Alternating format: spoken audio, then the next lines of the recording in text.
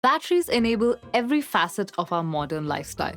Digital watches, cameras, and of course our smartphones are all powered by electrochemical reactions, generally involving lithium. And they work well for the most part. The nature of these devices means that it usually isn't a problem to occasionally be tethered to the wall. Even then, companies use long battery life and fast charging as key features in their marketing, getting a full day's worth of juice in just a few minutes. The next big part of our lives to be electrified at scale is going to be electric cars. And not only are they tough to keep plugged in during use, they also have batteries that are several orders of magnitude larger than smartphones.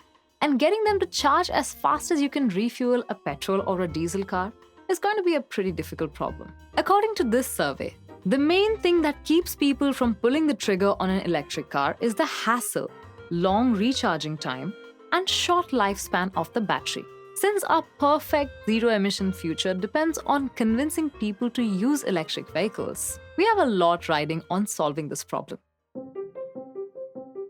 Scientists at Harvard claim to have created a battery unlike any other. Using multiple layers of solid-state electrolyte, they've made something that can retain 82% of its charge after 10,000 cycles. Translated to electric cars, that's a total battery life of 500,000 kilometers. To give you context, Tesla only guarantees capacity retention of 70% after 190,000 kilometers. So this would be a very big leap, and on its own, it would be a big story. But wait, there is more. They can charge this battery at a blistering 20C. Now, for those unfamiliar with how battery charging lingo works, 1C means a full charge in 1 hour. 2C means a full charge in 30 minutes. So 20C would be a full charge in 3 minutes. So how exactly is something like this possible? Well, they're using a type of battery where lithium metal is the anode. In regular batteries, the anode is graphite. When you charge the battery, lithium atoms get inside the spaces between the carbon atoms. In a lithium metal battery, on the other hand, they simply form neat layers on top of the current collector. Now, you need 6 atoms of carbon to store 1 atom of lithium. So there's quite a bit of extra stuff for each unit of energy. When the lithium atoms just deposit onto the collector, the energy to weight ratio on the anode is naturally a lot better. It's like stacking batteries with their packaging or just stacking them directly. The latter gives a lot more energy for the same weight and size. So why isn't your smartphone powered by a lithium metal battery? Is it too expensive? Is it really difficult to manufacture? Are its properties currently uncompetitive with the lithium-ion batteries? Yes. See, when I said they stack into neat little rows while charging, that was not completely accurate. The first few atoms for sure, but the ones that follow don't really want to go through the effort of establishing a new base. They just accumulate on top of the atoms that are already there because it's easier and more energetically favorable. Why set up your own place when your friend already has Wi-Fi, a recliner, and all the streaming subscriptions? So they pile on top of each other, leading to the formation of these structures called dendrites. Wires of lithium snaking through the inside of a battery, starting on the anode and moving towards the cathode. If you have a liquid electrolyte, then it'll offer no resistance. And the dendrites will keep growing until they pierce the separator and make contact with the cathode. This will cause a short circuit. The electrons, once confined to the outer path, will now rush through this new internal superhighway, leading to a massive discharge of energy that will set the flammable liquid electrolyte on fire. To prevent this, some lithium metal battery designs have tried to suppress dendrites by using silver to make the lithium plate more evenly. Others have used separators that can mechanically stop the dendrites. But the problem is always the same. High current densities lead to dendrites, and suppression of dendrites causes the current density to become really low. Any combination that works reasonably well requires extremely expensive material and manufacturing techniques. So what has changed with this new discovery?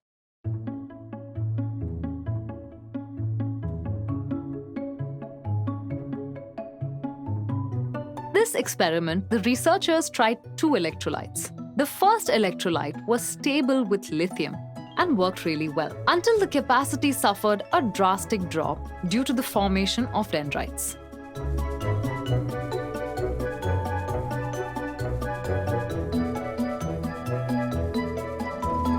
The second one barely worked at all because it would react with lithium. Total failure. But when they put them together, a sandwich of lithium, then graphite, then stable electrolyte and unstable electrolyte, something weird happened. The dendrites formed as before in the stable electrolyte, but then they were stopped by the unstable electrolyte. And the lithium reactions that made the unstable electrolyte fail, those were also suppressed. The battery just worked for hours upon hours upon hours. Stable didn't work, unstable didn't work. But put the two together and they magically stopped the dendrites and remained chemically stable as well. Like if Goldilocks took Papa Bear's porridge and Mama Bear's porridge and mixed them together to make the perfect porridge, and then proceeded to eat the baby bear's porridge because the girl clearly had impulse control issues. This is different from the methods tried before. The researchers did not try to suppress the dendrites. They just stopped them before they reached the cathode. And the dendrite growth doesn't stop purely for mechanical reasons, but because of chemical processes happening within the second electrolyte due to its chemical instability with lithium. And it turns out the battery also self-heals the gaps and cracks in the electrolytes as it cycles. This is due to concrete, metastability, kinetic stability, and well-constrained local decomposition fronts. Now, I know some of you have your fingers poised on your keyboards, preparing to type something like, "Coming to your car in 3100. Wow, this battery can do everything except leave the lab. Firstly, don't. Don't do it. Secondly, you do make an excellent point. These experiments were done under some very special circumstances, designed to give the battery the best chance of success.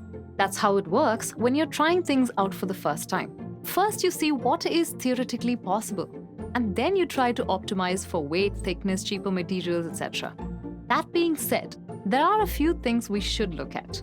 The experiments were done at 55 degrees Celsius, which is not crazy hot. But in colder countries, especially in winter, you would need to have some heating system in place to get the battery to this temperature.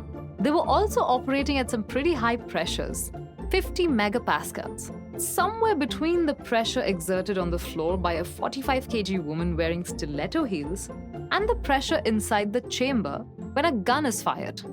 Did James Bond write this Wikipedia article or something? Both the increased temperature and the increased pressure serve to increase the conductivity of the electrolyte and to maximize the contact surface between the electrodes and electrolytes. The authors do acknowledge that this needs to be brought down to 1 megapascal or less to be practical, but believe it is feasible by implementing the spirit of the proposed effects here, co-authored by Shashi Tharoor.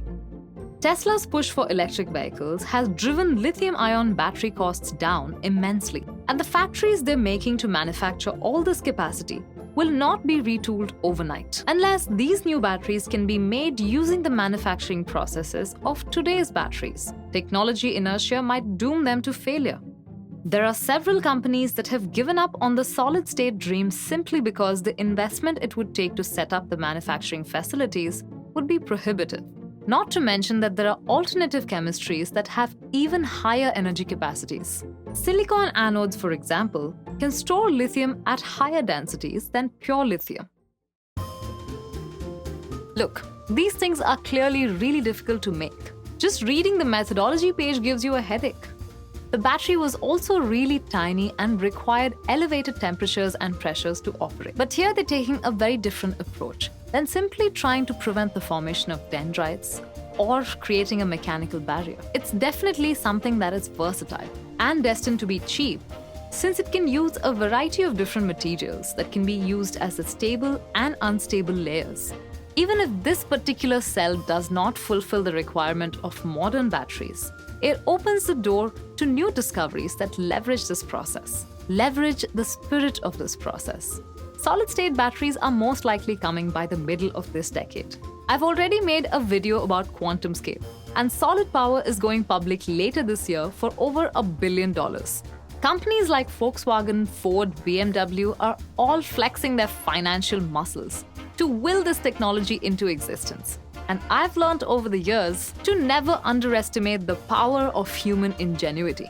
In a lot of countries, fossil fuel vehicles will be phased out in a few years.